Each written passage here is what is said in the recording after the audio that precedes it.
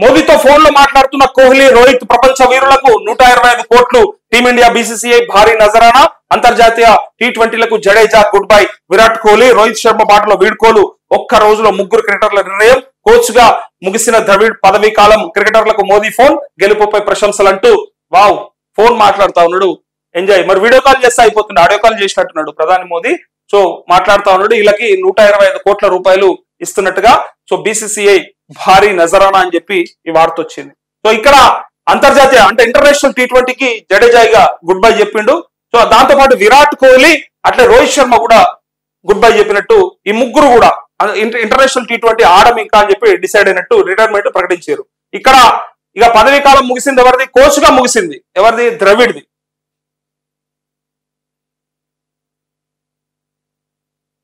రేవంత్ ఇంటికి గోయల్. హైదరాబాద్ కు వచ్చిన కేంద్ర మంత్రిని ఆహ్వానించిన సీఎం. రాష్ట్ర అభివృద్ధికి సంబంధించిన పలు అంశాలపై చర్చ.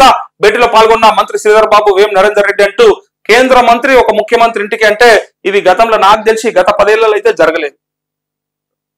కేసీఆర్ పరిపాలనలో, కేసీఆర్ ప్రభుత్వంలో ఏ కేంద్ర మంత్రి కూడా ఆయన దగ్గరికి రాలేడు. ఈయన కూడా ఏ కేంద్ర మంత్రి దగ్గరకు వెళ్ళాడు. ఈయన కూడా అంటే ఢిల్లీ పోయినప్పుడు ఒకరిద్దరు కలిసినట్టు నాకైతే పెద్దగా గుర్తులేదు. మోడీని 1 సారి 2 సార్లు కలిసిండు. సో ఆ తర్వాత అయితే మోడీ వచ్చినప్పుడల్లా తప్పించుకొని తిరిగిండు కేసీఆర్. ఇక్కడికి మోడీ వచ్చినప్పుడల్లా ఆయనకి జ్వరం వస్తుండే. ఈయన మాత్రం ఇంటికే పిలిపించుకున్నాడట. సరే, ఇది మంచి పరిణామం అని చెప్పుకోవచ్చు.